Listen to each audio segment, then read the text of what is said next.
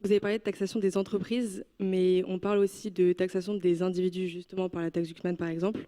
Comment est-ce que concrètement on empêche que les 1800 familles qui sont visées par la taxe partent de la France? Ah ben ça c'est très facile, hein. On met en place les États-Unis ont répondu à cette question depuis des années et des années, hein. Et ils ont un mécanisme qui fait que si vous avez la nationalité américaine et que vous partez, on va comptabiliser les impôts que vous payez dans le pays dans lequel vous êtes, on va comptabiliser les impôts que vous aurez payés en France, aux États-Unis si vous étiez resté aux États-Unis, on va regarder la différence et le fisc américain il perçoit la différence. Ça on l'a proposé à l'Assemblée nationale. C'est pas du tout difficile à mettre en place. Et ça permet de dire, vous partez si vous voulez partir. Vous avez le droit de partir. On ne va pas vous empêcher de partir, on ne va pas mettre des barrières aux frontières pour vous empêcher de partir. Mais quand même, vous avez été formé en France, donc vous avez été à l'école publique gratuite française, vous êtes allé à l'université, de moins en moins gratuite, mais en tout cas, vous avez eu accès à l'enseignement supérieur à la recherche financé grâce à nos impôts et à notre solidarité nationale. Si vous avez été malade, vous avez été soigné par un système de sécurité, de protection sociale, d'hôpital, même si là aussi ils l'ont beaucoup détruit, qui vous a permis d'être soigné. Donc tout ça, ça a été grâce à des politiques de solidarité qui passent par l'impôt.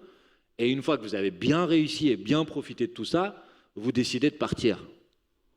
Bon, je peux en penser ce que je veux d'un point de vue moral. J'ai eu beaucoup de mal. Mais si vous décidez de faire ça, faites-le. Mais par contre, on vous rattrape et on dit, bah, vous avez profité de tout ça, donc c'est normal que vous continuez à contribuer de la solidarité. Alors, on n'a pas le droit de faire une double imposition. Donc, ce que vous payez dans votre pays initial, dans le pays dans lequel vous vivez, vous allez le payer là-bas, il n'y a pas de problème. Mais par contre, la différence, bah, elle vient à la France. Ça, c'est pas très compliqué à mettre en place. Le principal problème, c'est pas vraiment celui-là. Le principal problème, c'est qu'aujourd'hui, les 1800 personnes dont vous parlez, elles ont des mécanismes très travaillés, très développés de contournement de la fiscalité. Elles ne payent pas l'impôt qu'elles devraient payer. Pourquoi la taxe Zuckman, elle a été inventée? C'est parce que, pardon, vous me dites si je suis trop loin, mais ça me paraît important que tout le monde comprenne. C'est parce que, en fait, aujourd'hui, quand vous touchez des revenus du travail, vous payez l'impôt sur le revenu. Et il est progressif, avec des tranches. Pas suffisamment, à mon avis, pour être plus progressif, pour y avoir plusieurs tranches, plus de tranches pour que ça soit vraiment les plus riches qui payent. Vous en proposez 14 à la France Insoumise, il me semble. Pardon? Vous proposez 14 Ouais, nous on propose vraiment de lisser parce que sinon il y a des effets de seuil. Et si vous êtes juste au début, à la fin d'une tranche et qu'après vous allez passer à la tranche d'après, il y a des différences qui sont, en faisant plus de tranches, vous allez mettre plus de progressivité en fait.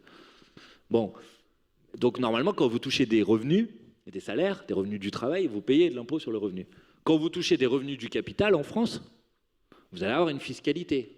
Là aussi, à mon avis, elle est pas bonne, puisque Macron a mis en place ce qu'on a appelé la flat tax, c'est-à-dire c'est une fiscalité à taux fixe. Il n'y a pas de progressivité sur les revenus du capital.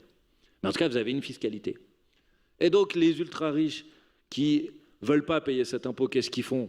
Bah, au lieu de toucher les revenus, ils créent des holdings, soi-disant de professionnels, et au lieu de toucher les revenus, ils placent l'argent dans ces holdings, ils touchent jamais l'argent, donc ils payent jamais de fiscalité dessus, et en gros, par des moyens détournés ou par des dispositifs très favorables de transmission à leurs héritiers, etc., ils payent jamais d'impôts sur ces revenus-là, ils les ont placés dans une sorte de tirelire, et ils vont utiliser les moyens de cette tirelire de temps en temps par des biens professionnels qui sont utilisés aussi à usage personnel. Exemple caricatural, j'ai ma holding, elle achète un yacht, j'organise 2 réceptions d'affaires sur mon yacht, donc c'est un bien professionnel, et puis le reste de l'année, bah, je l'utilise pour mon usage personnel. Ah, ça, c'est pas normal en fait. Et le principe de la taxe Zuckman, c'était de dire, bah, on va regarder ce que vous avez en patrimoine, et si la différence entre ce que vous payez en impôts et ce que vous payez, et ce que vous détenez en patrimoine est très importante, c'est que manifestement vous avez eu des mécanismes pour contourner l'impôt, et donc on va vous demander qu'il y ait un impôt minimal relatif au pourcentage de votre patrimoine. Alors je sais que la mauvaise foi a conduit à ce qu'on prenne 3 exemples de grandes entreprises du numérique, dans lesquelles les gens n'ont pas perçu de revenus pour l'instant, mais qui ont des capitalisations boursières tellement importantes que ça les amenait à payer un impôt qu'ils n'étaient pas capables de payer. Bon, Zuckman a déjà répondu 40 fois à cet argument. On est tout à fait capable d'étaler les paiements, parce qu'au bout d'un moment, si votre entreprise, elle vaut plusieurs milliards ou dizaines de milliards d'euros de totalisation boursière, au bout d'un moment, vous allez en profiter. Soit parce que vous allez la revendre et que vous allez faire un pactole, soit parce qu'au bout d'un moment, vous allez toucher de l'argent. Donc à ce moment-là, on étale. Ou on paye en action avec la BPI qui est déjà... Bon, voilà, on peut réfléchir à des... Mais ça, franchement, c'est l'arbre qui cache la forêt. La vérité, c'est que les holdings, elles sont massivement utilisées aujourd'hui pour contourner l'impôt. Et c'est ça le principe de la taxe Zuckman, c'est empêcher ça. Donc c'est une bonne mesure, et une mesure que j'appuie et que je soutiens. Et on parlait tout à l'heure, c'est juste pour... on parlait tout à l'heure des 40 milliards d'économies qu'ils voulaient faire l'année dernière. L'impôt universel sur les entreprises, c'était 25 milliards de recettes estimées. La taxe Zuckman, c'était 15 milliards de recettes estimées. Vous preniez ces deux mesures, vous aviez les 40 milliards. Moi, je préfère faire ça plutôt que de couper dans le budget de l'écologie, couper dans le budget de la santé, couper dans le budget de l'enseignement supérieur et de la recherche, couper dans le budget de l'éducation, supprimer des milliers de postes d'enseignants, ne pas avoir d'AESH pour nos enfants en situation de handicap qui sont même pas pris en charge aujourd'hui et qui sont pas aidés. Moi, je préfère faire ça. Après, chacun fait ce qu'il veut, mais moi, je préfère faire ça. Voilà.